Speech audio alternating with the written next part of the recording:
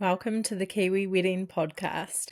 My name is Lydia. I'm your host and wedding photographer based in Auckland, New Zealand. I can't believe it. This is episode 20. I keep saying it, but it honestly feels like I started this yesterday, and I've had so many wonderful conversations and feel like I've only just scratched the surface. There's so much more to share, lots of different Kiwi wedding stories, and I have some really exciting episodes coming up. Today on the podcast we have Fallon. She is recently married and she's also a wedding vendor. She is founder of the Little Hire Company based down in Christchurch. You're going to hear all about their love story, their wedding, a few hiccups along the way, navigating some difficult family dynamics. If you have children, how to involve them in your day, what surprised her about planning a wedding, even being in the industry for many years. And we have a chat about the Little Hire Company, how she got started in business. We talk about how to budget for hire items and styling for your wedding and what is actually realistic to expect for that. She has some great advice and ideas. You're going to learn a lot. You're going to love it. So let's get into it. Enjoy episode 20 with Fallon. Hi, Fallon. Thanks so much for coming on the podcast today. Thank you so much for having me. So excited to chat, and I know people have been especially loving these episodes about someone that is married themselves and has that experience and is also a wedding vendor. So we're going to chat about your wedding and then your company, the Little Hire Company, as well. So that would be great. But first off, we'll go into your wedding experience. So if you could, to start with, just tell me a little bit about you and your partner, how you guys met, and your life together. So Tom, my husband, very strange to say that, we actually met at work years ago. And so, which is interesting, I guess, because we now both work together every day. So it's been the norm for us. So we have two kids. We have a 8-year-old and a 6-year-old. And yeah, I mean, we don't have a really interesting origin story, really. We just kind of met at work and we knew each other for years before we actually got together. And it's kind of just evolved from there. So nothing that exciting, to be honest. And we have had our business for, I founded the business before, probably about 12 years ago. And we've been together for about 9. So it's been a bit of a journey, and yeah, it's hard to talk about our life together, I guess, because the business is so entwined with that.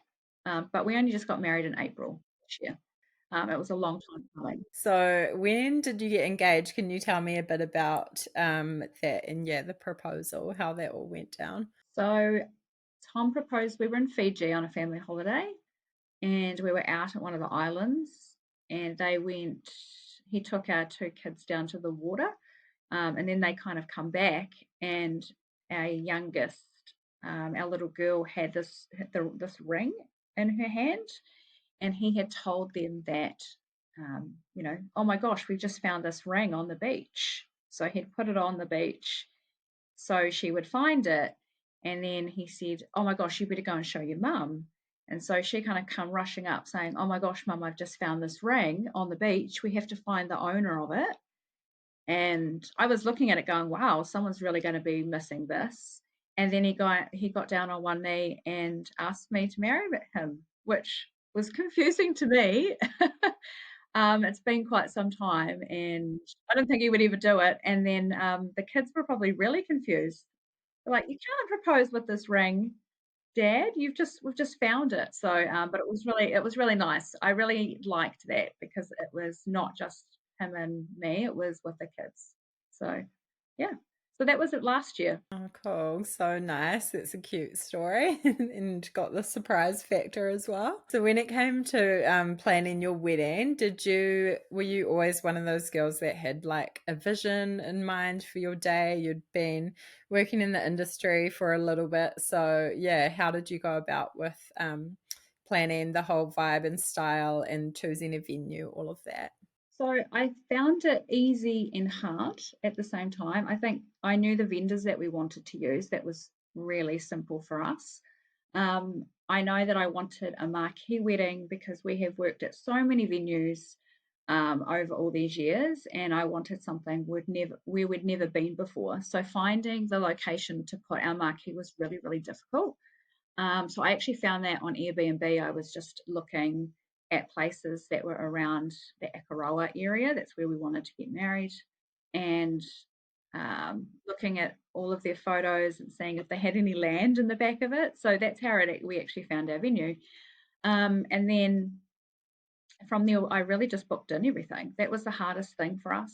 And then the styling was probably the second most difficult thing to do, which is probably interesting for people because that's what I do. I'm a wedding stylist, but um, something that was truly me. I'm so used to doing it for other people, and I love lots of different styles, and I love all the weddings that we do. But finding something that I would like and that we hadn't really done before was really difficult. So, yeah, they were the two hardest things, to be honest, the location and the styling details. Everything else was really, really simple for us. Good idea for people to think about if they want that sort of marquee or private property wedding and they don't necessarily have like a farm or a family member with some land, just to look on Airbnb or sites like that, and maybe you can reach out to the owners and see if they would be up for that. Did you what were the most important elements on the day for you, like your top kind of priorities? Definitely I think we really just wanted to have a really good time. And we didn't want necessarily all of those formalities that come with weddings because again, we're around weddings all the time and there was things we just thought you don't have to do those. So we really wanted to make sure our photos were going to be amazing. And that was really easy because we've got a lovely friend in the industry, Sarah Clements, and so she did our photography. That was probably one of the most important. And then it was the food and the entertainment. Of course, the styling was definitely would have been at the top there. But those were the things that we just wanted all of our guests and our family to come and have a really good time, not to be so formal, but I think we did that really well. There was lots of things that we didn't do at our wedding that other people do, and so we just cut all of those out. You know, we didn't have a cake. We didn't have a cake, so we didn't have a cake cutting. We didn't have cars. So there was just things that we just thought.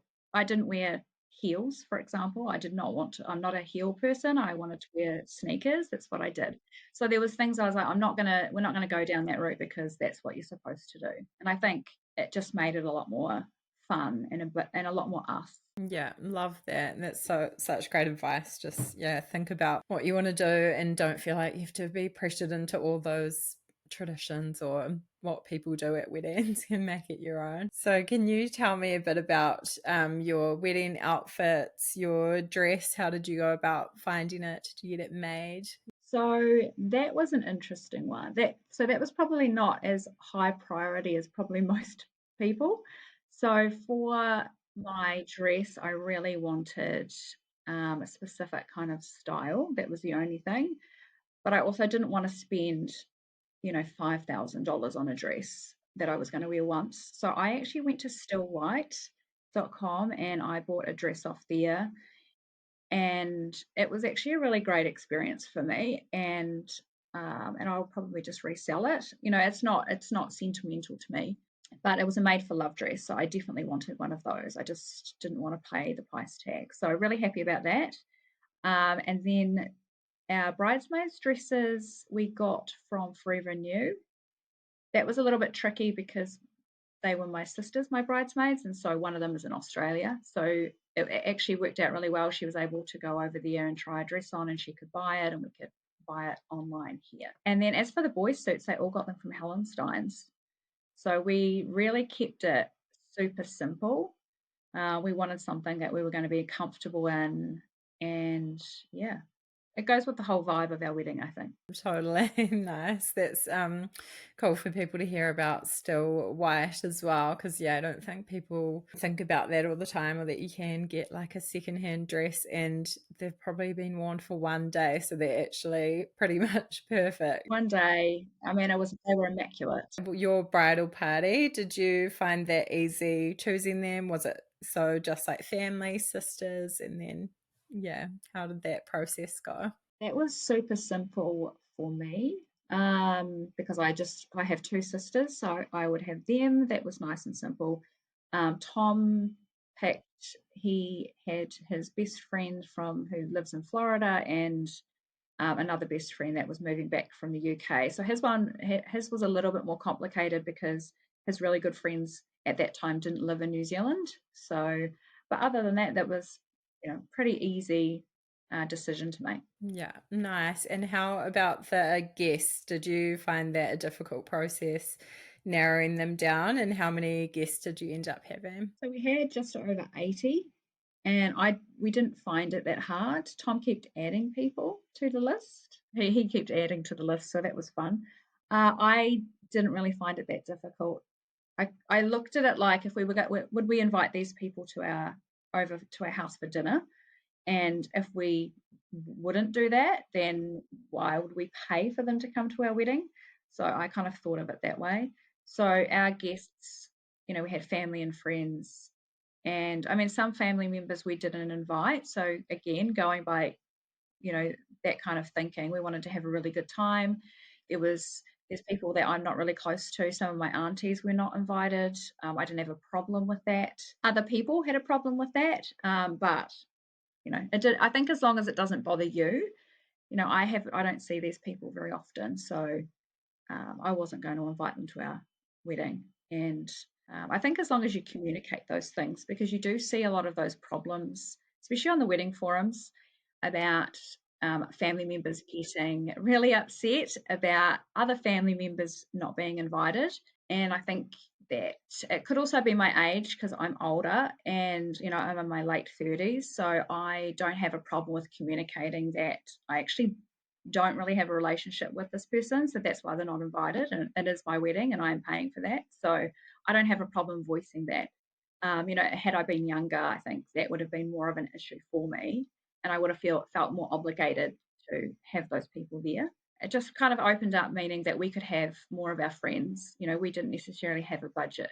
That was the other thing. So I think when people have a budget and they know that they can only have X amount of guests, it becomes really hard. And I think my advice for that is that you invite who you actually want there, because it's going to be so much more of a better time. The weddings we've done where they have had so many more friends there, and they've had just like it's the most magical night. Like, it's actually really fun, and we're just really happy. We had such a fun time. We had lots of problems going on leading up to our wedding and even on our wedding day.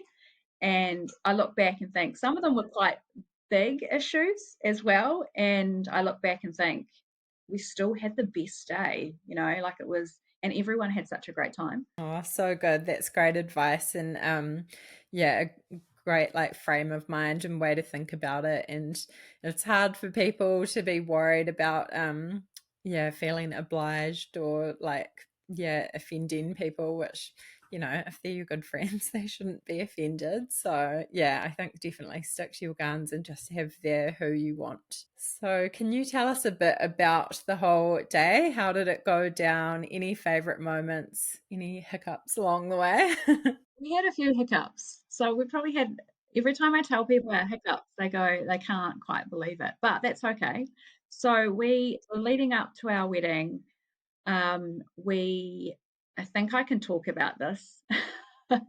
We, my husband, he had a bit of an argument with his family on the lead up, so that caused a few hiccups. It was over nothing, and I think my advice there too is that to really set boundaries with these family members before the day if they are going to come, and be really clear on your expectations of them, because for us things like that didn't ruin our day at all, but I can definitely see that how it can, and it's, you know, it's really upsetting for people when they've done all that planning for their wedding day, and something can happen that shouldn't have happened and really ruin it.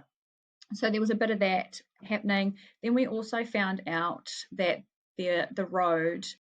So we got married in the French Farm area. So that's kind of between just before Akaroa and about an hour out from Christchurch. And that main road was going to be closed from like 9 p.m. on the night of our wedding, both ways. So we were in a bit of a panic, like how we've got buses and things taking people, and how are the vendors going to get back home, and so we had to do a lot of ringing around to make sure that it would be okay for them to go through. Like, I knew realistically that would be okay, but it's still that added pressure on the week of the wedding.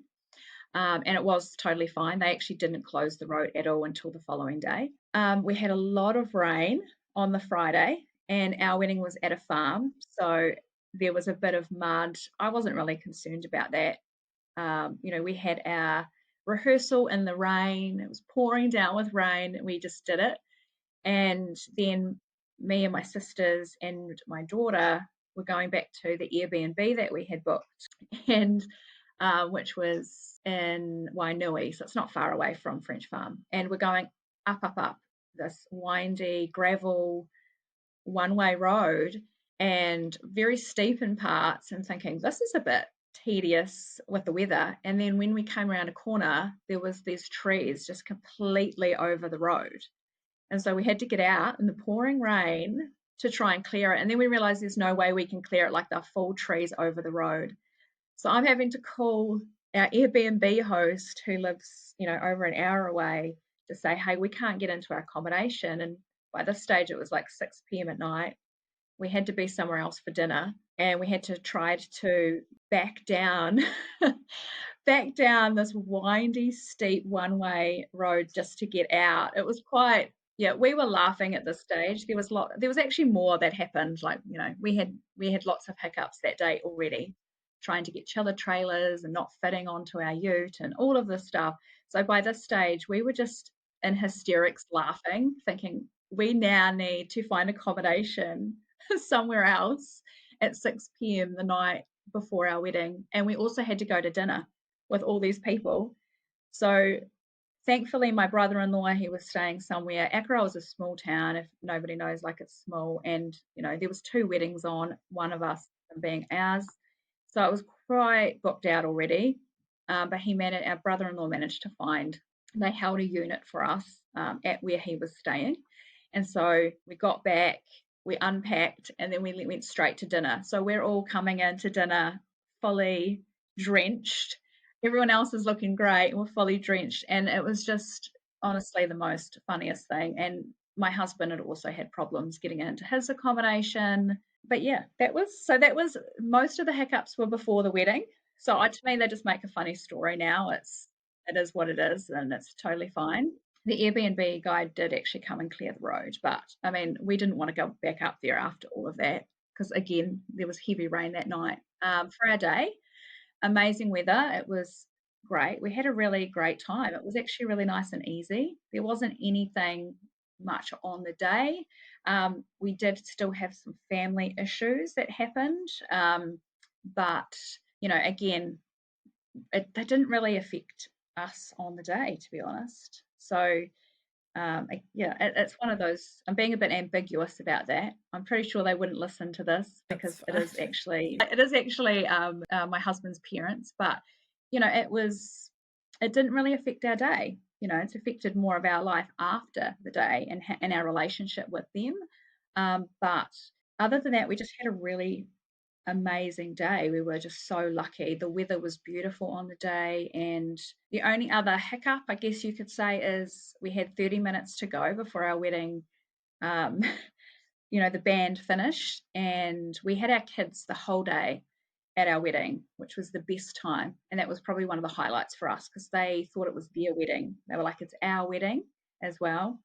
And they wouldn't go with my sister and my brother-in-law, so they stayed till 11. And as I'm coming down a little hill with her for the last kind of set of music. I slid down the hill in my dress. So I ended up going into the reception. Thankfully, it was only then. I went into the reception with this just mud all down my back. And yeah, I don't know if it's come out yet. I haven't picked it up from the dry cleaner. I'm too scared to. It's been 6 months. I will.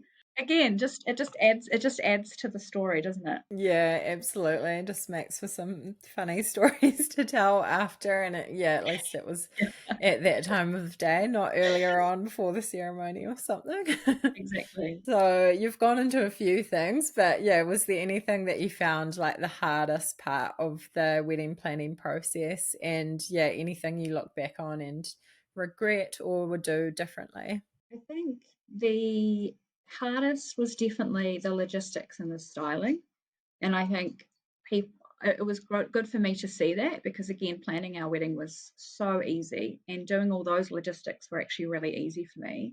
The styling wasn't. It was because there were so many details and because it was all our team and we do florals and design, stationery, everything. So, we did all of it.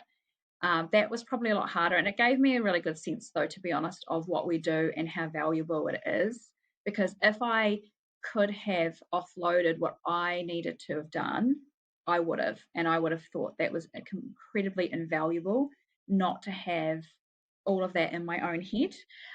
So it was nice to see that clients, they don't get that. And so for me, that was really good. And same with coordination on the day, which is something we also do, which was essential. Our team did that. There are so many moving parts. In terms of what I would do differently, this more comes down to what I was talking about before with family. And I think that, if you can see those issues, the only regret that I would have would be to have made it really clear what our expectations were, in terms of like how people might behave, or I would never uninvite anybody, um, even though it probably would have been a lot easier. But I think setting those expectations and actually saying, this is what we expect of you if you are going to come and celebrate with us, would have caused a lot less issues than they did.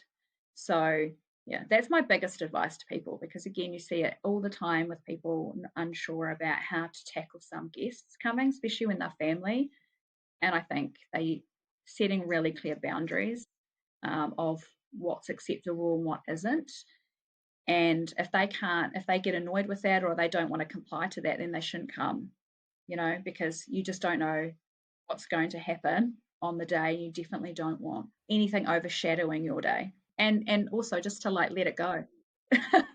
You've really got to kind of think that it's not necessarily going to be a perfect day. And you might, with us, so many things happened, and I didn't go into it thinking it's going to be a perfect day because things always go wrong. And I look back and just think it was the most incredible day for us, and I didn't think it would be that amazing. So I think it's the mindset of what you have, because again, people do come through the other end, and they might have just one little thing that happened, and they really focus on that, rather than everything else. Yeah, yeah, that's great advice. And you said that you didn't really have a budget, but if you were happy to share how much you ended up spending, or if there's anything you sort of did to save money, I guess it helps having your business and being able to do it all with your team. But yeah, if you're happy to chat about that a little bit. Yeah, we didn't really have a budget necessarily. I think we did at the start and then it just went over. And it'll be, so I'll give you the budget that it would be if it was anyone else, because we did all our own floral and all of our furniture and stuff, because otherwise, especially if people see photos of our wedding, they'll go, how did they do it for that? But our budget would have been realistically been at least around 60,000. Our florals were, around 15,000. So it was a lot. And, we could do that. There would be no way that we could actually do that if we didn't have the little hire company and we didn't do what we do. Um, but, we definitely kind of splurged on those things like flowers and things like that. And as I said, we didn't, necessarily the attire wasn't, a big necessity for us. So, we're okay. The groomsmen wore black suits. They could have been from anywhere. So it didn't really matter where they kind of come from. And yeah, I think there wasn't anything else we splurged on. I think made sure we had really good vendors where it mattered, and then saved money, I guess, on the things that just weren't. We didn't care about having vehicles. I'm not a car person, so we didn't have vehicles. We didn't have a cake because we were having dessert, and I always find it a little bit awkward the cake cutting. I just don't really get it. Pretending to cut a cake. I mean, yeah. So we didn't want to have that. I mean, we did other things that were a little bit different as well. We had our son actually. I should mention this because this is really good for anybody that has kids. But we had our 8-year-old son sign as a witness for us when we got married, which was really special as well. But yeah, I mean, other than that, we cut costs, didn't have heels, I think my shoes were literally from the warehouse. I bought them the week before. They were like $25. It was probably the cheapest thing that I could have bought for our wedding. So spending money where it matters. If it didn't, then we either got rid of it or we went the real budget route with those. Nice. That's some great ideas. I agree. It's such a weird moment, the cake cutting. Sometimes I'm like, what are we doing this? We'll just get this random photo. Like, great if you love cake and you want to have one for your dessert. Yeah, So it's funny. strange to me. So yeah. The car thing as well. I don't know. Some people love it, or you can get really beautiful classic cars, but such an unnecessary expense. If you're trying to save somewhere, just people don't usually even see the cars, so it doesn't matter. So, did you guys go on honeymoon straight away? And yeah, if so, what did planning that look like? So we went 2 weeks after our wedding. We went to Bali for 2 weeks, and we took our kids. So it was more like a family moon. People can have mixed reactions to that. I could not have gone on holiday without them. So yeah, we just had a really great time. And Tom organised most of that. So we went to 3 different places, and we just had a lot of fun. A lot of our guests, if they gave us gifts, it was money and we just literally used it for different excursions while we were over there. And other than that, we just had a really relaxed time. So it was quite nice. It was almost too long, actually, for us. Mm, nice. Bali's so beautiful and good place with kids as well. And during the planning process, was there any helpful resources that you used? I guess just being in the industry, knowing lots of vendors, you probably didn't need all the inspirational magazines and stuff, and you had a bit more clearer idea who you wanted to work with. But yeah, I guess the Still White website is a good one to know about. But yeah, is there anything else? Any little tips there? Not really. I did use Pinterest a little bit, but other than that, nothing really. I mean, we obviously I did mood boards and things like that, and I used Canva, but other than that, we didn't really use anything else. Nice. Those are good ones for sure. And do you have any advice that you would give couples planning their wedding at the moment? Yeah, any advice that comes from your experience of getting married? I think to just I think when you're doing your budget, to realize that things are always going to cost more than you expect them to. And even for us, we found that we didn't realize that some things would be more expensive, and that's from a vendor's point of view. So, I mean, we obviously get that a lot anyway, that people's expectations of what something is going to cost is not really realistic. Um, but just having an open mind of what your budget is, and if you definitely do not want to go over that. If you're not comfortable with spending more money, then it's a cliche, but you really do need to think about what are those base costs that you want to spend your money on. Having a good photographer, having a good food, all of that kind of thing, because once it kind of whittles down, I guess for us we see that a lot too, because people will come to us and they've got quite a small budget, but what they're actually asking for would be double that.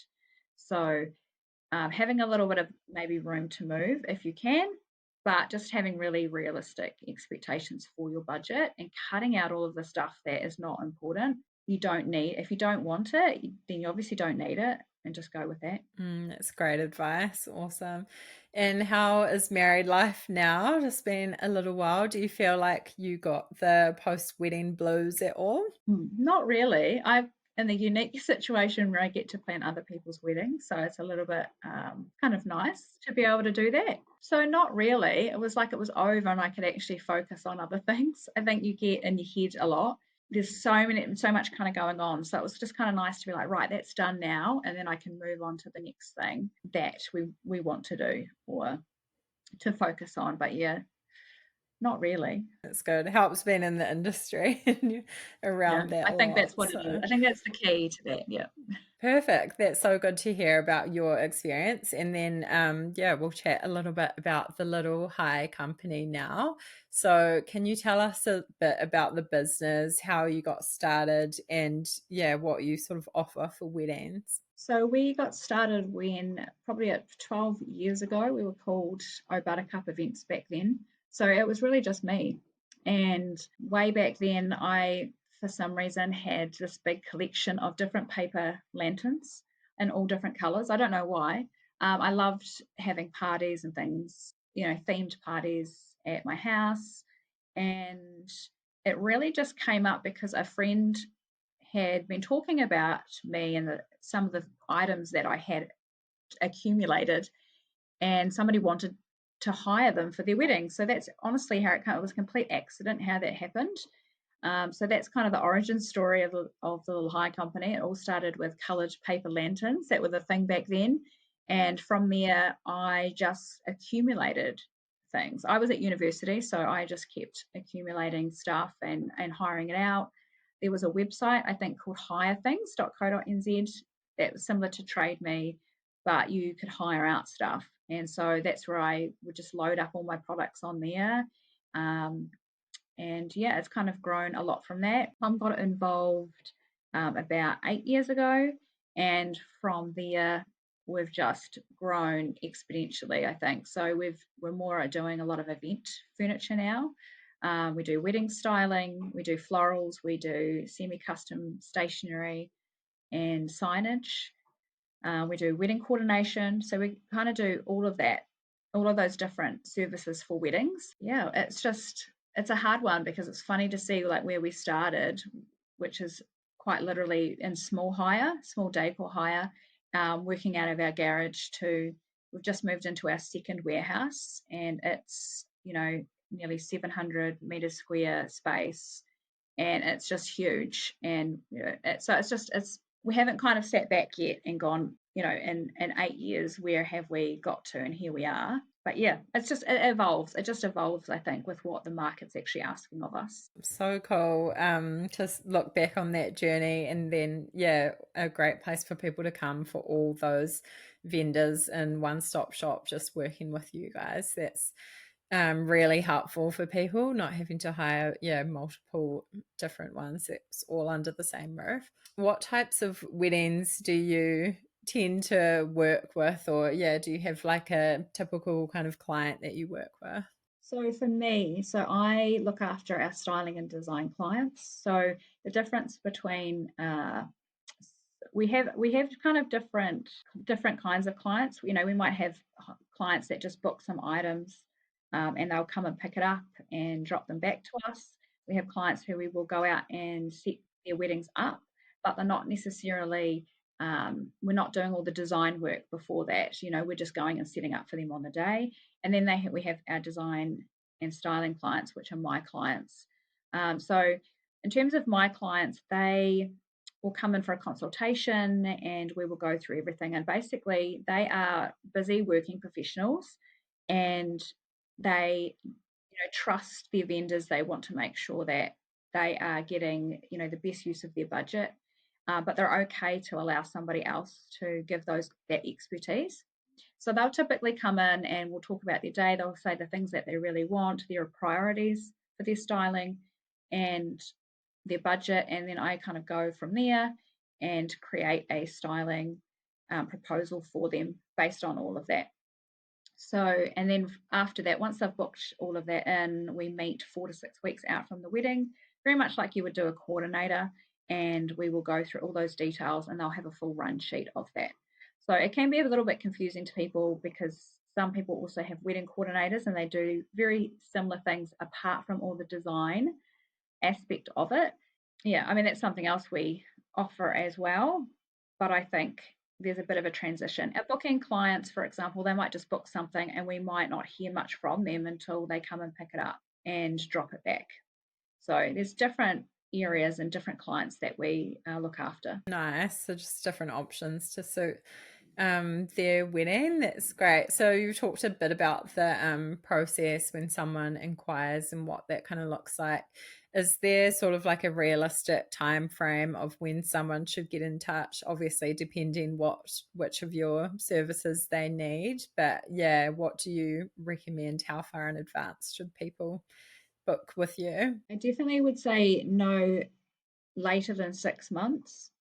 Typically, in the past, most people would book in about a year in advance, but that's starting to change a lot. But definitely 6 months. We're still getting bookings that are 2 to 4 weeks out from the wedding, which is very it's quite hard because it's higher, so things are quite limited. So I definitely say 6 months. And if you are looking at needing furniture hire, possibly a bit longer than that if you're getting married in December, February or March, because those months are massive months for events.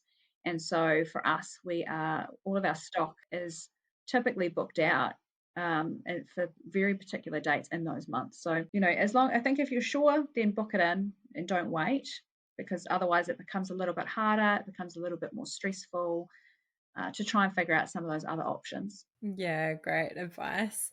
And so yeah, booking in advance is a big one, but is there any other like common mistakes that you see couples making when it comes to their wedding planning and sorting their hire for it? I think that, and it comes back to budget, and especially in this climate as well, that the cost of living is so much higher, and so people are naturally really counting all their dollars and cents basically, and there's nothing wrong with that. I do think that if you have a limited budget for something, then if you are working with a company that does offer styling, it does mean that there is a different kind of level of expertise there than there is if it's just a hire company. So my advice would be to ask that advice if they have consultations available, even if you think you've got a small budget, to go in there and actually talk to somebody, because it's also a sounding board. We have some of our consultations for styling, they're an hour and they're only $40, and they are going to save so much more money if somebody just come in. So we might even have a client that only ends up booking $500 worth of items, but had they not have done that, the amount of time that they would have wasted and probably money that they would have wasted trying to figure out what they were going to do by buying stuff on Marketplace or anything like that. If it's really important to you, I think make sure that you have a consultation, because that person's going to be able to sit there and say to you, if that's what your budget is, this is the best bang for your buck that you're going to get what you want. And they'll come up with ideas that you would definitely not have heard before, you wouldn't have thought about before, and it might just steer you away a little bit of maybe what you were thinking. We definitely get people coming in late to book things in, and they might come and have a consultation with us, and they've seen something on Marketplace and gone, oh, that's such a great deal, I'm just going to go buy it.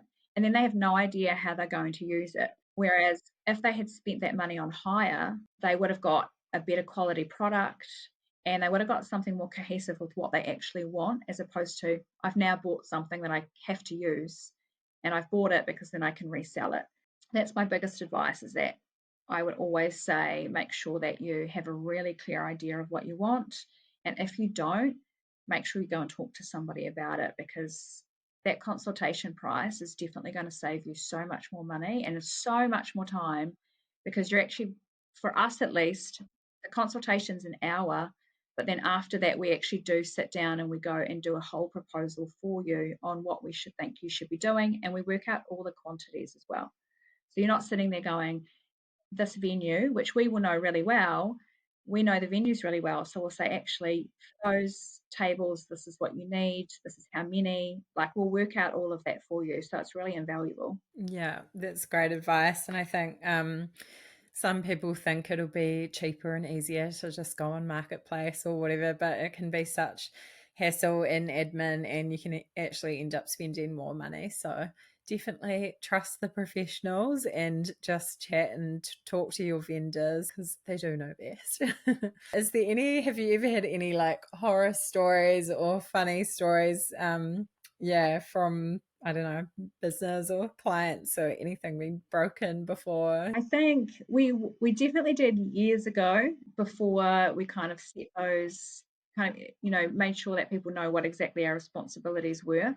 So years ago when I was starting out and we were setting up weddings, there were just all sorts of things. So I would turn up to a wedding pack down, for example, and it was at a hall and people had a really, really good time because the place was an absolute mess and we had to pack it all down and there was just things everywhere and bottles on tables. We had to pack them all down. So, we were there to pack stuff down, expecting that, dishes and plates and bottles and glassware should have all been removed, which they should have been, to turning up to absolute chaos. I think must have gone like over the time. So the caterer and the bar staff might have gone home and it was just a mess. And I think it took us an extra 3 or 4 hours just to clear everything.